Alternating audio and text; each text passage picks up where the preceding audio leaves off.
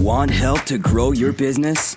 Download BRiN, the world's first business advisor in your pocket. To find out more, visit BRiN.ai or search the App Store today.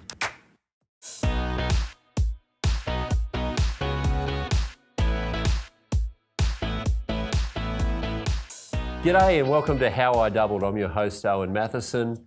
I'm here today with Chris Sales, the founder and CEO of Finance Warehouse, recently nominated as top 10 new to industry in the Australian Broker Awards. G'day, Chris. G'day, how you going? Good. So we're going to talk today about simplifying the funding process to foster growth. Perfect. But before we do that, we're going to talk a little bit about where it all began. Fantastic. So, first job?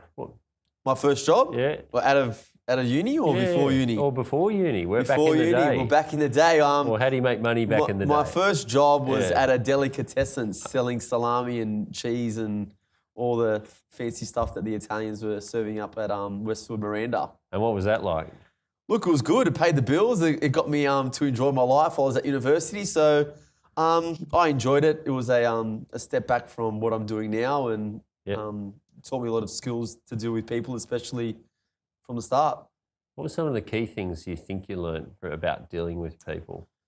I guess some people you have to be a little bit more patient with than others. Yeah. I think that's one key thing, and you get to realize, pick up on tendencies and qualities of your customers quite quickly. Yes. So that's one thing in retail, especially where I work, that I picked up on.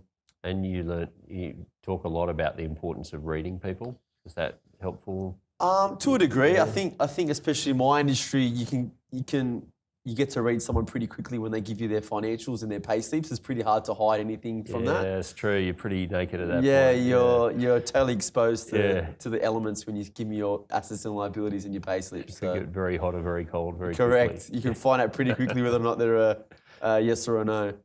And first job out of uni? First job out of uni, being a finance economics degree, the sky's the limit. So I went out and knocked on all those doors for stockbroking and investment banking, and Got your braces? none of the doors opened. So I was right. I had no idea where to go, and I got an opportunity at a mortgage manager. Yep. I was taken on as an underwriter. So if a loan submission came in, I'd review it, I'd assess it, check the pay slips, do employment checks, auto valuations, all the bells and whistles of credit assessment.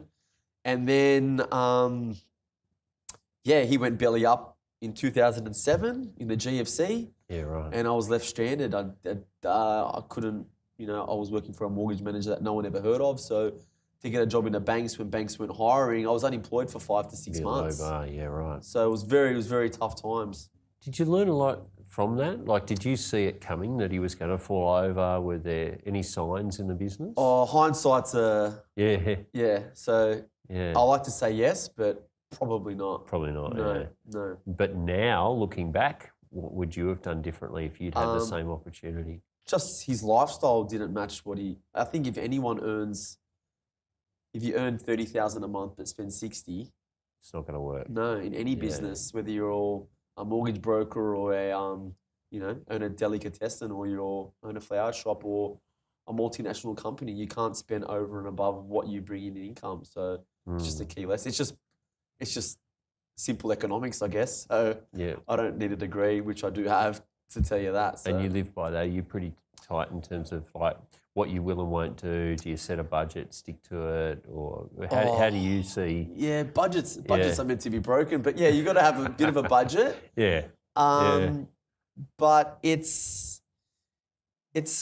guess it's all relying on where you want to go. Like, are you looking to grow in your business? So if you want to take the next step and your budget is X, but you need to spend Y, is the benefit of spending Y going to be, substantial enough to actually do it?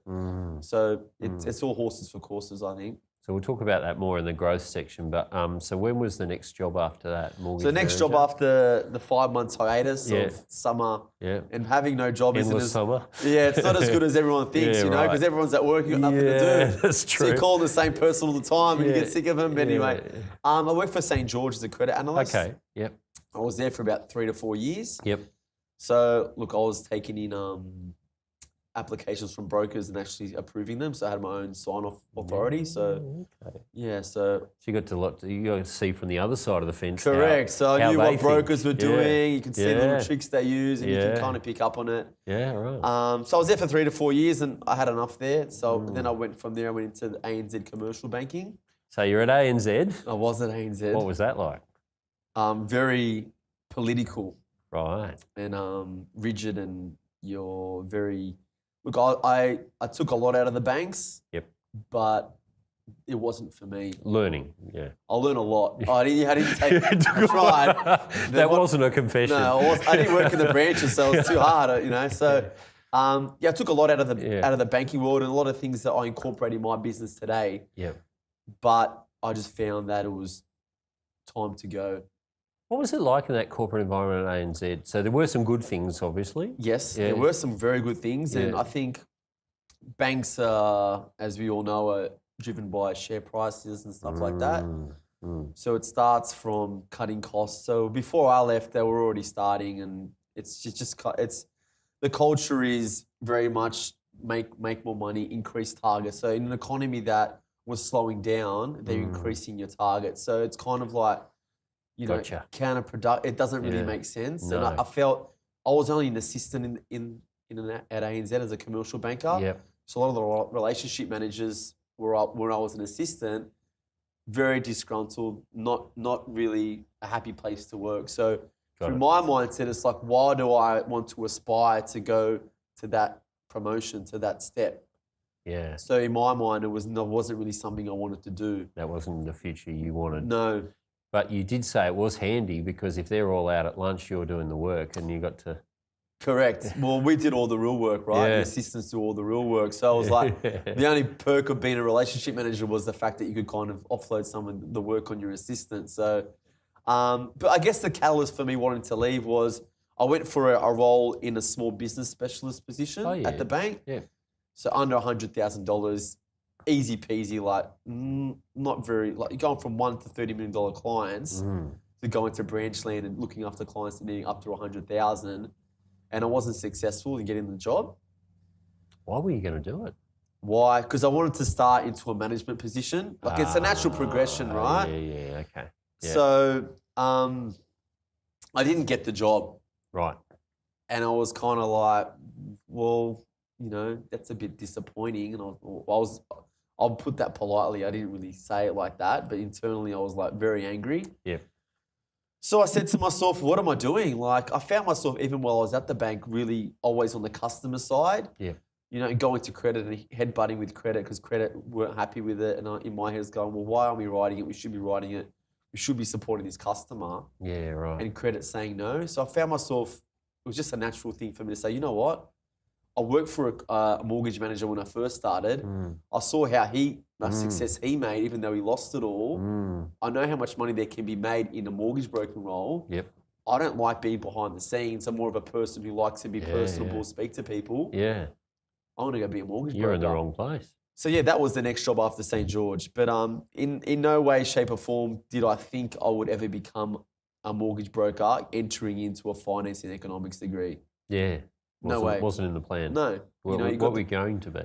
Oh, stockbroker to the stars or, just investment banking, something a bit more polished. But in looking back and where I am now, I was kicking myself at one stage saying, look, this is a bit annoying that I'm pigeonholed to be in credit, lending. Yeah, that's what you're right? saying. Yeah. But then I guess looking back now and the lifestyle I have now being a broker and how we're the services that we offer to our customers and the lifestyle that enables us in regards to how we get paid and the services we provide, like I wouldn't have it any other way. So it's funny how life takes you down a certain path where at one stage I was kicking myself saying, damn it, I'm in credit. Like it's not very sexy, is it, doing a loan, doing lending, but I always wanted to be that stockbroker. You see it on TV. You don't see any movies on mortgage brokers, do you? Not too many. No, not many at all. Not too many. No. It's a niche. You only see them on a current affair. So I think it goes, what does it go? It goes car, yard salesman, and I think mortgage broker is just above it. Yeah, right. So we're doing our best to kind of work our way up the ladder. And where do lawyers sit in the equation? Lawyers are probably below the car salesman. Yeah. So you're winning. I'm winning. I'm third last. Yeah. Yeah. Well, you're watching How I Doubled. I'm speaking with Chris Sales from Finance Warehouse, who was voted top 10 newcomer for the industry by the Australian Broker Awards. Up next, we're going to talk about how Chris did start his own business and the growing pains that come with that. G'day, you're watching How I Doubled with your host, Owen Matheson. I'm here with Chris Sales, CEO and founder of Finance Warehouse. And we're going to talk about the next stage, which is how he did end up in a business and what he's learned along the way. Chris. Yes. Was it like a light bulb moment or a cage line? I like it. Yeah, I just wasn't a light bulb moment. I always wanted to run my own show. Yeah. And whether it was a relationship manager, which I didn't really want to become because they're all, under the pump constantly. Every week you're getting sales meetings. Yep. Where are you at? You put on show in front of all the other relationship managers. A lot of the guys struggled with it, and you could see it in there. You have a couple of good months, you're the flavour of the month. Yeah, right. But you're only as good as your last semester in regards to in banking. So yeah, right. There's no brownie points. Once the financial year ends, you start again. If your first quarter's average, then they're on you straight away. I've had a good past 3 years. They don't care. They're just, it's cutthroat. Got it. Yeah. So how did things change? You got to a point? Got to a point. Yeah. I just went in. I said, guys, I'm putting my resignation in. And before that, I already started the business behind the scenes in regards to setting up the company name. Yep. I got a personal loan because I didn't have much savings. Yep. So went in and I got that. So that helped me towards putting that towards like the website. Things you don't realise you need: website, business cards, stickers for the window of the office, computer, desk, phone. Obviously, no savings. It kind of bankrolled me for the first, almost a year. To be honest Tell with us you. about that first year. What was it like? Oh, it was a nightmare, to be honest with you. Yeah. Looking back, it's the best thing I ever did. But while I was in that pocket of starting my own business, it was absolute disaster. You leave that safety net of the bank, where you get paid every week. You get your super. You get your sick leave. You can kind of leverage off other people. When you start your own business, it's just you. It's either success or failure is based on whether you're good or whether you're bad. Yeah. So it's a lot to take on your shoulders, but I plowed through it, and it took me some time. So especially in mortgage broking, it takes time to build up that pipeline of clients. Yep. So I wasn't I had expenses every month, every week, every day, but I didn't make $1 or income into my business for about, I think it was 8 months in. Yeah. So that's 8 months of no money, but money going out. Oh, that's tough. It can take a toll on you. So it's you got to be resilient. But they call it the long corner. So in brokering, it takes a long time to turn the corner. Yep. But they say once you turn the corner and you get on the home straight, most brokers tend to find their feet and do really well. So what was it like hiring your first staff member then? Yeah, well, first staff member, it was a friend of mine, and he inquired about what do you do? Because I did a car loan for him, and he's like, how does this work? What are you doing? I explained to him how we get paid, how it works. He's like, would you consider taking me on? So I took him on, and he's been with me for the past 2 years. So you got a wingman. We're a wingman, correct. That's cool. Yeah. To continue enjoying this presentation, download BRiN, the world's first business advisor in your pocket. To find out more, visit BRiN.ai or search the App Store today.